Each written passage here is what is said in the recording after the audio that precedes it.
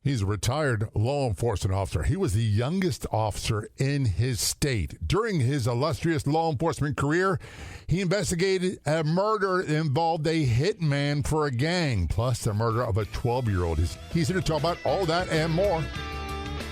Welcome to the Law Enforcement Talk Radio Show. In the Law Enforcement Talk Radio Show, we are joined by special guests talking about their experiences, the realities of investigating crimes, plus those who have experienced horrendous trauma. Police, first responders, military, and victims of crime share their stories. Hi, I'm John J. Wiley. In addition to being a broadcaster, I'm also a retired police sergeant. Be sure to check out our website, letradio.com, and also like us on Facebook. Search for the Law Enforcement Talk Radio Show.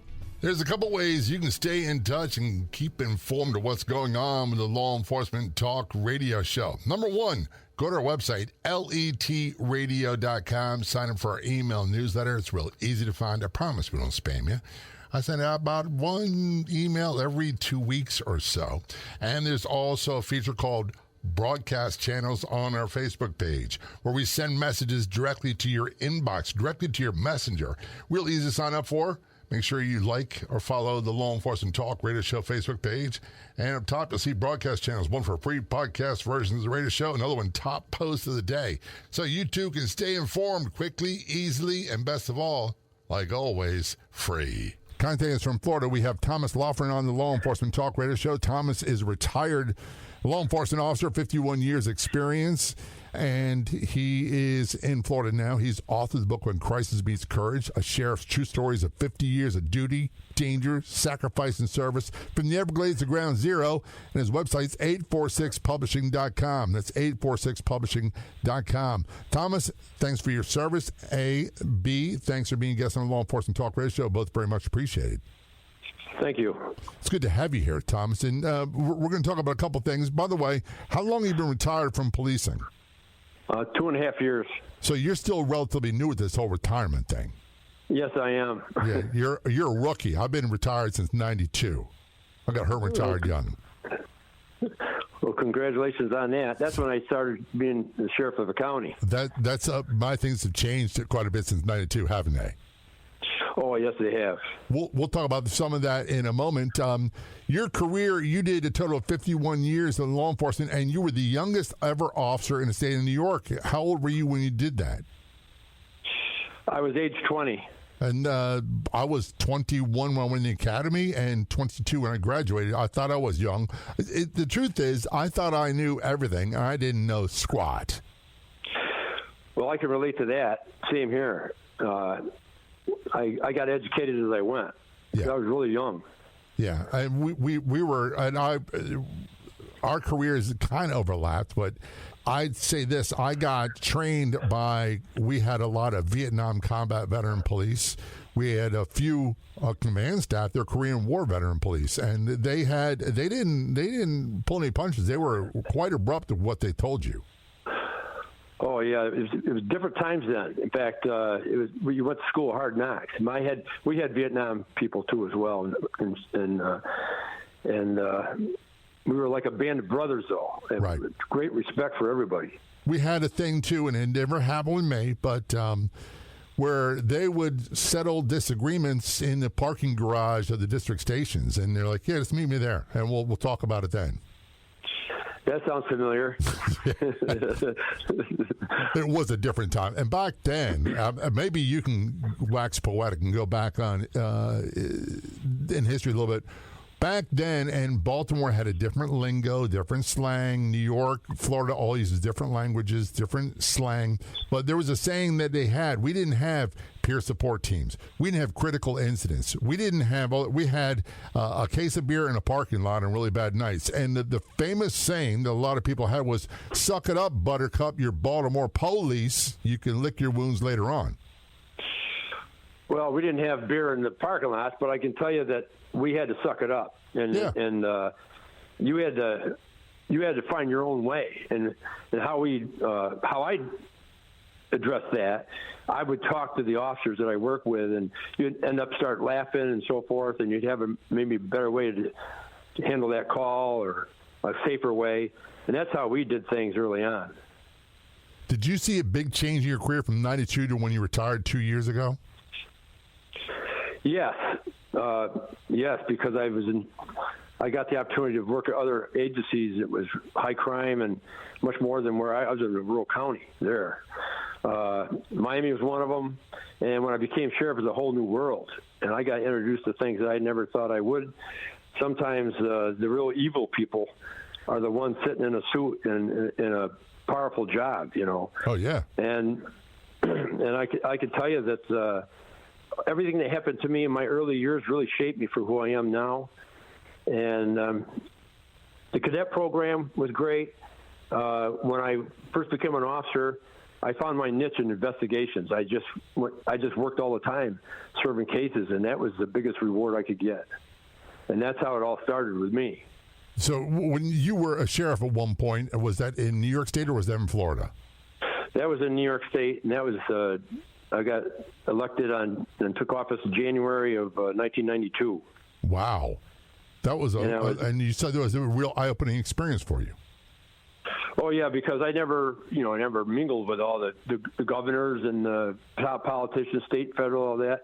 So I learned how to survive wherever I went, and that was one place that the good thing about being sheriff versus you were in Baltimore with the chief has to answer to the mayor, right, and maybe politics involved. The sheriffs don't have to answer to the governor. The sheriffs are not in New York they get their budgets from the county, but you don't answer to anybody from the county. And the sheriffs in New York State are the number one vote getters. So whenever I go to a table with a budget, the public's behind me. And that's the best thing about being a sheriff, because you don't, like during COVID, we didn't arrest people for not having their masks on and all that stuff like they did in some areas.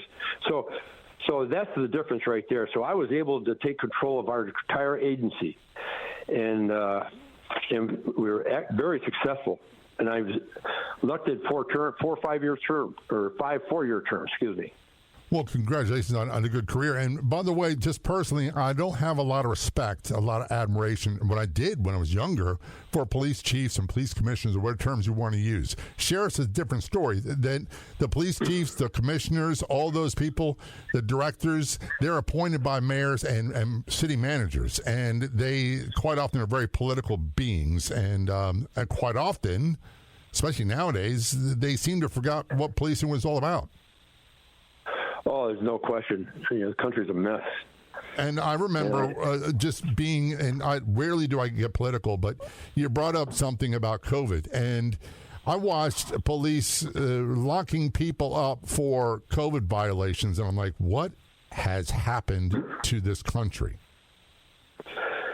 Well, in New York State, the New York State sheriffs, under the New York State Sheriff's Association, that's our where we have our meetings and lobbying and all that stuff, they all came together in New York State and refused to cooperate with, and the governor actually threatened to remove sheriffs. Yeah. Well, they can't remove us. They don't have the authority to remove us. So that's the good thing about being elected sheriff, but the buck stops with you. Right. A sheriff is the number one law enforcement officer for each county, and if something, you get good and bad of everything, including sheriffs. But I was able to get a lot done because of that authority, and I didn't have to bow down to any politicians. We're going to take a short break. We're talking with Thomas Loughren. Thomas is retired law enforcement officer, about 51 years of law enforcement experience. He was the youngest ever officer in the state of New York at 20. When we return, we're going to talk about a murder involving a hitman, which is very rare. And he wrote the book, When Crisis Meets Courage, a sheriff's true stories of 50 years of duty, danger, sacrifice, and service from the Everglades to ground zero.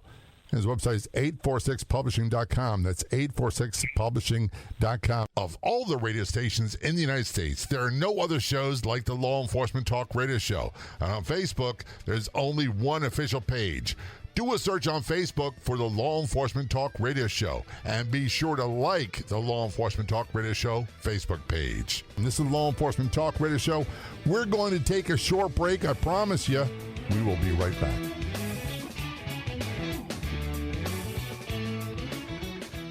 Someone asked, what's the catch? What's the cost? There is no cost for anything on the Law Enforcement Talk Radio Show and podcast website.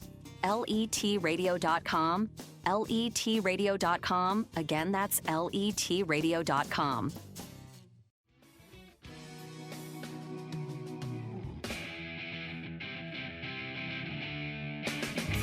Return to conversation with Thomas Loughren on the Law Enforcement Talk Radio Show. Contacting us from Florida. He is a retired law enforcement officer, 51 years of law enforcement experience.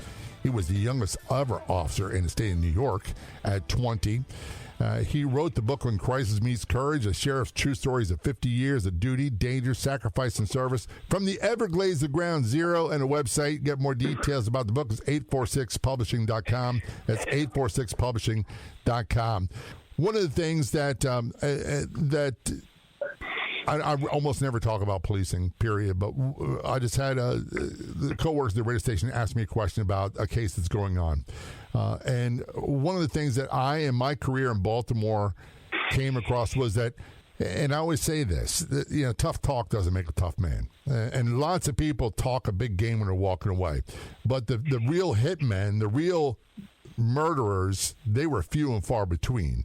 I did get into a scrap with someone who supposedly murdered 7 people. We couldn't charge him, but he was crying when it was over with. It was not a fun thing. You had a situation where you investigated a murder that involved a hitman, didn't you? Yeah. Yes. He was out of New Mexico, and he traveled to our county. His crimes were in Albuquerque, New Mexico. And he came to our state, and believe it or not, at 9 o'clock in the morning, when I just got to the office, I got a call from America's Most Wanted TV show, and they had information on this who was from Albuquerque. From here now, we're not going to put these names in. I'm going to bleep the names out, okay? Oh, okay. Yeah, I got a phone call from America's Most Wanted. Of course, I had to confirm it was them, and it was. But they had information of a suspect, a gang member that's a hitman that's it's in my jurisdiction in the town of Sherburne that was living with a girl up there, and she was and how the American Most Wanted got involved. The girl that he was staying with, his mother, watched America's Most Wanted on TV and saw her new boyfriend on that show. So the America's Most Wanted aired. Even the governor was on there being interviewed. He was so bad. And the background of this person that I got from the detectives out of Albuquerque, New Mexico, was he actually made a hit on a high school football star on the highway and shot him and killed him, and shot him in the head, killed him. And then he went on a 121-day crime spree all through the area, and it took a lot to catch him and find him, and they locked him up in the Bernardillo jail in Albuquerque, New Mexico. And a few days later, he escaped. It was like a Class D movie. Right. He used 65 feet of sheets and went down a wall and somehow escaped from that jail. So nevertheless, he was in my county. So I called my staff. We had well-trained people, narcotic people set undercover up there to make sure nobody's going in and out of the apartment. And then we went up there. Originally I wanted to take him down outside because the detective says he will never go out. He'll never give up. He'll go out in a blaze. In fact, he would brag about that all the time, this kid. He was only 19. Uh-huh. So we waited and waited, and the mom kept calling her, and he was getting suspicious, and it got back to me through America's Most Wanted that he'd already threatened to kill her if she turned her in. So the mother was freaking out. She was at a different location, and we don't know where. So I finally decided we're going to do an entry. I had my first team with me anyway, and I've done lots of entries. So we did an entry on this apartment. After we got all the plans, I tried to evacuate a couple in case a fire shooting started. So I led the charge, but these people are well trained. And we went in. It's not a big apartment, but you went in the kitchen. She was there. She got one officer was with her. We cleared the living room. This is in seconds. They cleared the bedroom, and we cleared the bathroom. And I know he was there, but we didn't see him. So about 3 seconds later, I saw the bathroom door, which opened up into a corner. He was behind that door. So I hit that door as hard as I could, hit him because I figured he was armed. And anyway, while we were pulling, me and the lieutenant was pulling him down to the floor, he kicked the door and it hit a door jam. And one of my officers was trying to get in. His gun discharged and went right into the bathroom wall. So we got him down, and he'd had enough because he had a knot on his head from the door. But we got him under control, and that was it.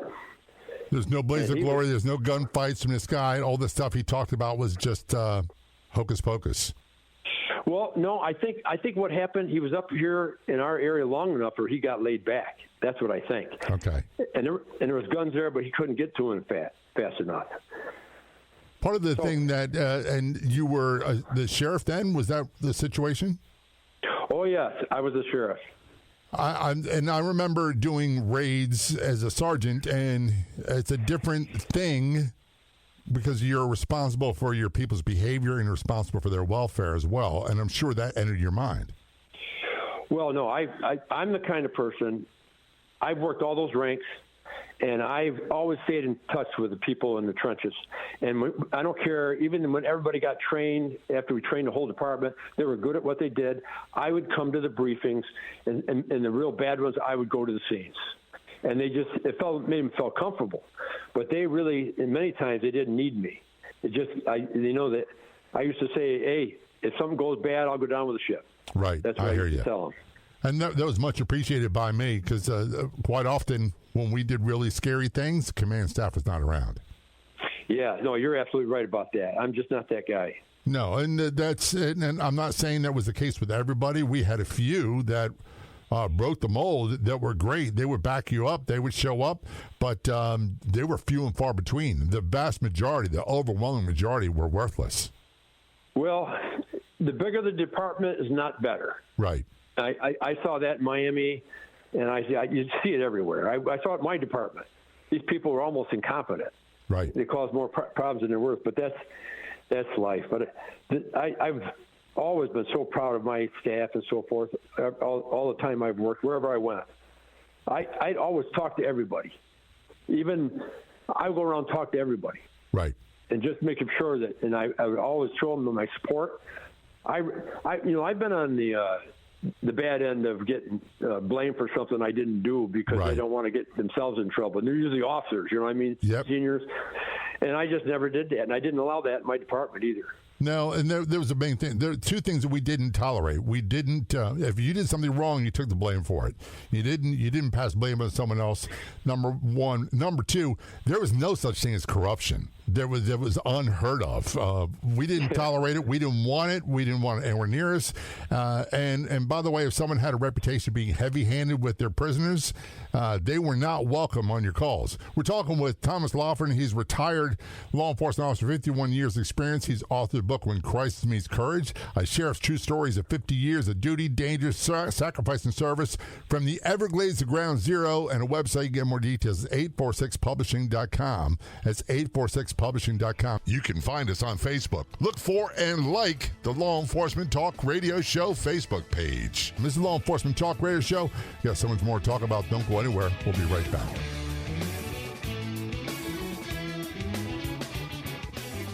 How would you like to improve your health? Let's get healthy. Tips you can use today for free. They don't require any money at all. You can download a free ebook, 15 Tips to Improve Your Health, at lethealthy.com. That's lethealthy.com. Again, it's lethealthy.com. And let's get healthy for free.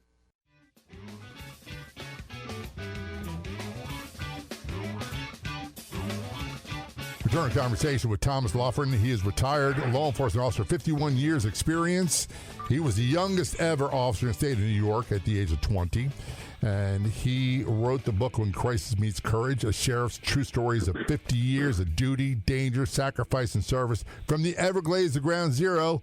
And a website to get more details about the book is 846publishing.com. It's 846publishing.com. Before we go to the next story, I got to ask you this. Hitmen, we watch Hollywood, and they're everywhere. There's a almost as many hitman movies as there are CIA movies, and most of them are wrong. And by the way, every police kind of thing I see, movie, television show, whatever, they usually get it far wrong. And they just drive me crazy. But policing itself, it was very rare to encounter an actual hitman. Were you shocked when you got the call from America's Most Wanted? Well, that's never happened to me before, and I was pretty. I'm never shocked, but it was different, and I had to digest all this. And this guy, his background. I mean, he went on armed robberies, carjacking, burglaries. He was a satanic worshiper. I mean, this guy is probably the worst person you're going to get. Right. He just didn't care. And we just got him. We got him away from his gun. He's nothing without his guns. Most of the people I met in my career, and by the way, the vast majority of people I met in my police career, we didn't arrest. And even when they committed crimes, we had a thing called discretion. We didn't always arrest everybody. But even when you did have to arrest someone, I'd say 98% of those people would never give you a moment's harm. Never really were difficult. It was a very small percentage were career criminals. This guy sounded like he was a violent career criminal. Oh, absolutely. He had a tremendous record, even at age 19. I know he went to prison. I don't know if he's still in there or not. But the other thing I wanted to mention about this, that we got combinations from the governor. And also, we were on the next segment of America's Most Wanted. That was kind of neat, watching our agency and our department on America's Most Wanted. And not only that, John Walsh used to come to our sheriff's conferences up in New York. So I actually got to know him pretty well. Did you ever think you'd be in a position? What county were you sheriff of? I was sheriff of Chenango County, and that's located between Binghamton and southwest of Syracuse. And agencies like that, we think that nothing bad happens in agencies like that, but they do. Oh yes, they do. And we had 900 square miles, and we had single units except for the midnight shift, and you very seldom had backup that would get there in time. So you had to really take care of yourself. That was a question I had, because in my experience, I was city police in Baltimore. Backup was minutes away. But quite often with these agencies, I thought they had it made. I thought they had that sitting in the shade, drinking grape Kool-Aid, all that stuff. They're by themselves, and backup could be 20, 30 minutes away. Oh, no, that's us. That was us.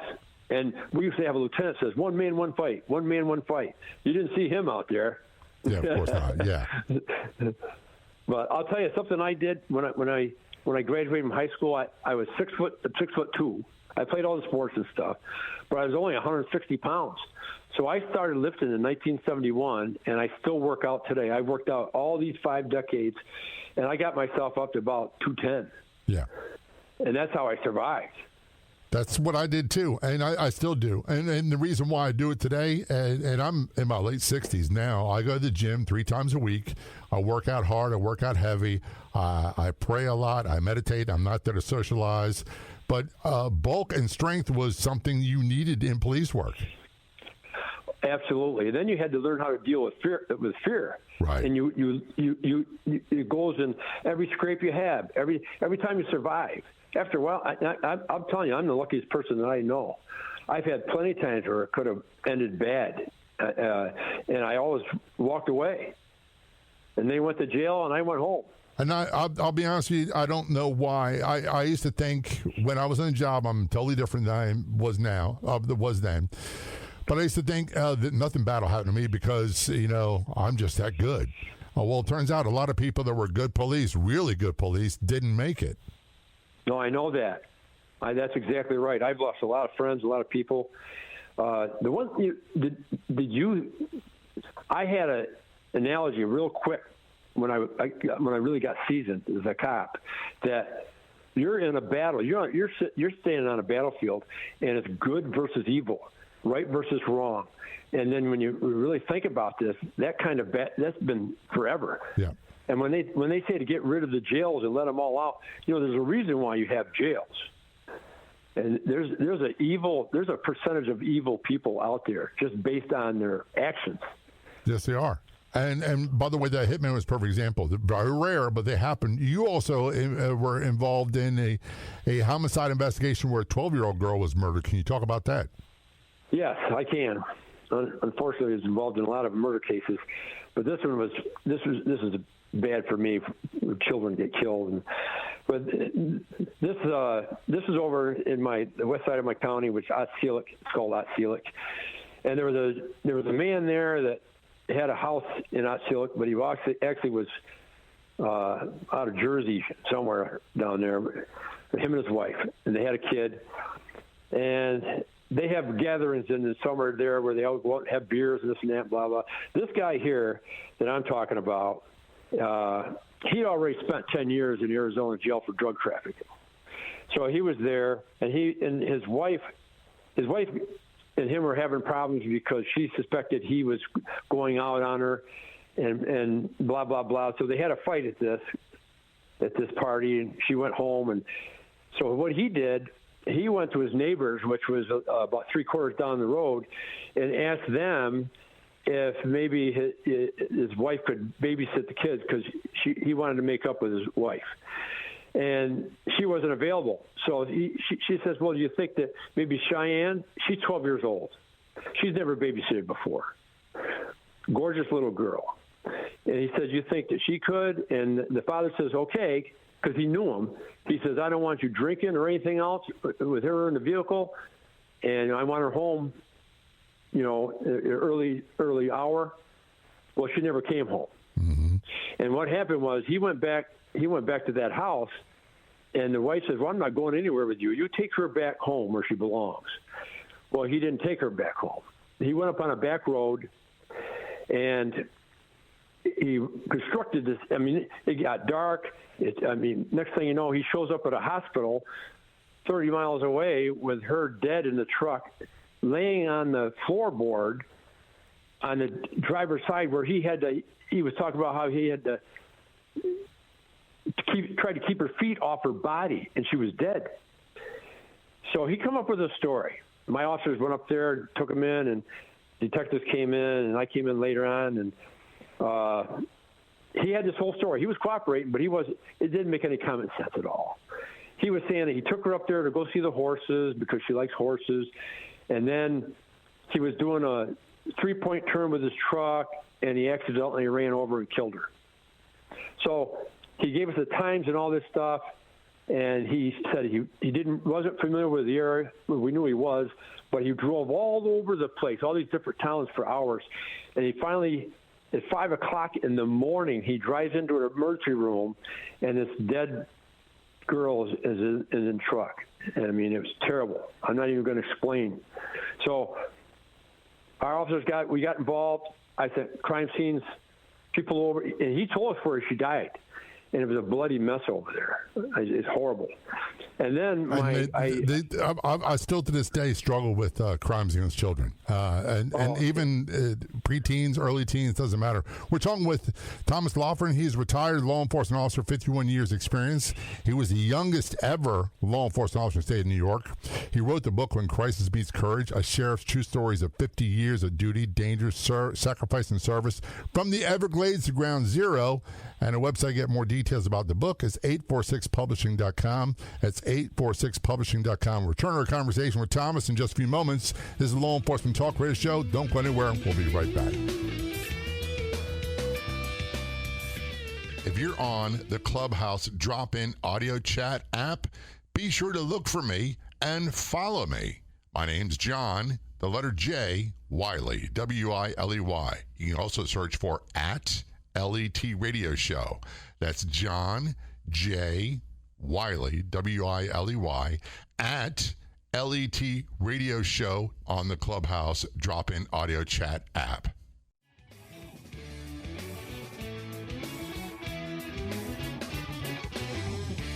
Return conversation with Thomas Loughren on the Law Enforcement Talk Radio Show. Thomas is retired law enforcement officer of 51 years experience. He was the youngest ever officer in the state of New York. at the age of 20. By the way, I can barely remember being 20 years old. It happened, but I don't remember it. It's a long time ago. He's author of the book When Crisis Meets Courage, a sheriff's true stories of 50 years of duty, danger, sacrifice, and service. From the Everglades to Ground Zero, you can get more details about the book and other books at 846publishing.com. It's 846publishing.com. That is the website. Thomas, I want to go back to the story about the 12-year-old being murdered. Let me see if I get this right. She was a babysitter, and the guy wound up turning on her. And I don't want you to go on details, but he came up with this elaborate story, and it usually starts with murderers as, I didn't mean to kill him, as an accident. Oh, that's correct.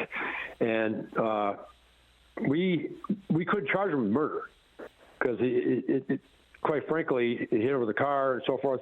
Charged her with a reckless endangerment at first, which is felony, so we kept him under tow. And when he was at the office with the detectives, he tried to throw away this electrical component that we really didn't know what it was at the time, and they fished that out of a little garbage can because they saw him do that. And we didn't know what that was. Well, that ended up being the best witness we could ever have. We worked on it for several days, and then somebody that knew what they were talking about says, that's a GPS monitor. Yeah. And so we got a hold of the wife. The wife put that in his truck. So quite frankly, when we got her app and her computer, we saw exactly where he went, what time, how fast, everything. He lied about all the times and everything. And he was parked at the back of a abandoned house here that we'd already been there, and we retrieved a needle.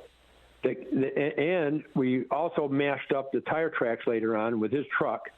So he was there for 3 hours, according to the GPS, and with that girl, that little girl. And that the needle had his DNA on it, cocaine. And also you could see where when he left there, and he took a right, like he's going toward the girl's house down there. That's the way they came in. And he's moved around along pretty good. Well, you can see where the truck veers off the roadway and up the bank, and that's where he killed her. He intentionally drove off that bank and killed that little girl. No question. And what was the final outcome with this guy? Well, he was convicted, and he was sentenced 25 to life. And people would use the term justice was served, and I'm not a big believer in justice. They're incarcerated, whatever it might be, but do you still carry around nightmares of that incident and their family members as well? You know, I've always said I don't have PTSD and stuff like that. Somehow I can cope with this stuff because I do everything I can to make it right. But I will say this. I've seen so many crimes that I've been involved in. There's no penalty that's bad enough for punishment. No.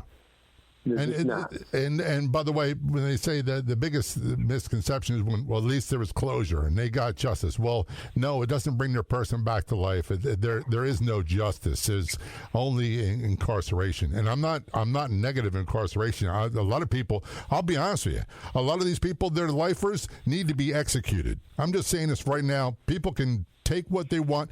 They're with your kids. They are with other kids. They're low-level offenders. They're with people who work in prisons, and a lot of them get commuted sentences and released in public, and they commit other more violent crimes. They got to go. Oh, no, I agree. And I always say this, the cure for a lot of these ills is a 25-cent bullet right behind the ear. That's it. No, we don't have to have millions and millions of dollars, but that's neither here nor there. I want to go into this, and by the way, my personal belief is you can't do a career in law enforcement and not get dinged up emotionally. You may not be as bad as some other people, but you did your time. You're going to have the wounds that go with it, emotional, physical, mental as well. Oh, absolutely. And there's a reason why they call that a young person's game, because the older you get, the more that you experience, and the less tolerant I'll become. I want to transition. You wrote this book, When Crisis Meets Courage, a sheriff's true stories of 50 years of duty, danger, sacrifice, and service, from the Everglades to Ground Zero. What prompted you to do this? Well, I've always been on the go. I've always been moving fast. for decades, and I spent time with my family, and I took care of them. All of a sudden, I stopped, and I all my life, I've kept journals. I've got the cases. I got the media. I got everything. And I said, what am I going to do with this when I die? Right? I'm in my 70s. So I says, and I just added everything up, and I says, you know what? I'm going to write a book for my family. They were always proud of what I was doing, but they didn't really know everything that I did. No. So that's why I did it. And it stopped there, but it's taken right off. And I will. I got another thing I would like to discuss here, if I could, or mention it. I was the president of the New York State Sheriff's Association when we got attacked on 9/11. Uh-huh. So that threw me in terrorism, and I really part of the books even.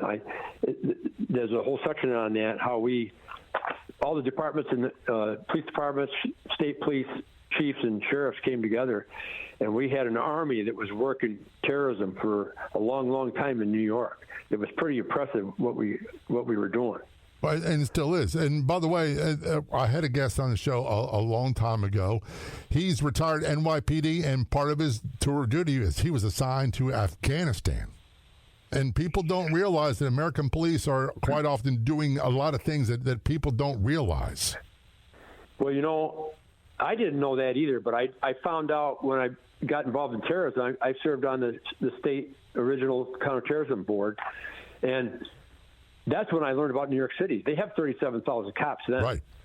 And they had cops in all these countries, and they were getting better intel on terrorist movement than our feds. Yep. Because we had everybody in New York City, any department, they're all there on these meetings, including the FBI, sometimes the CIA, and the intel was coming from the police department. Yep. I don't doubt that at all. I really don't. Because and by the way, we talked earlier in the conversation about being trained by Vietnam combat veterans. They were some old school, old-fashioned police, and they believed in gumshoe stuff. They believed in a thing called respect. You always show respect. They taught me that early on, no matter where you are, especially in someone's house, until they change the tone of the conversation, and then there's no backing down. But they could go out and they could talk to people. They were on a post for 25 years, and they would come back with information. They come back with details. Right. Impressive. And we don't seem to see that too much. I know it happens. I know there are police like that, but it just seems to me, and maybe I'm preaching to the choir here, but it seems to me that we ask far more of our police and we've gotten away from their basic function. And now it's more about dollars and cents and what the coverage rate is and all this other stuff. How much territory can one guy cover? Guy means men and women. And it's not about... I remember my sergeant saying, you're now a post officer. This is your post. If I pull you up and I point to a guy and you don't know who he is, you don't know where he lives, you haven't done your job, and I'm getting someone else that does. Oh, you and I speak the same language.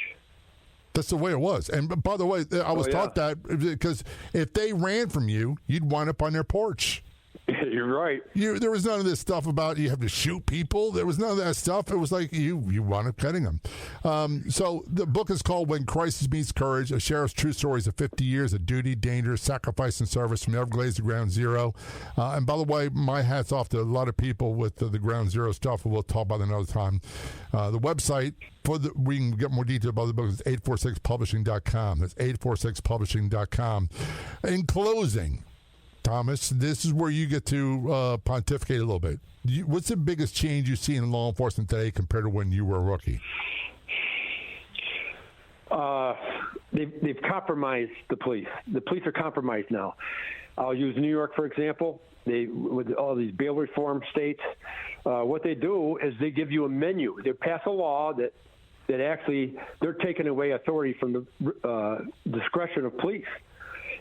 For example, if you commit a robbery without a gun, you can't. You might go to lockup for one day, then the judge has to let them out.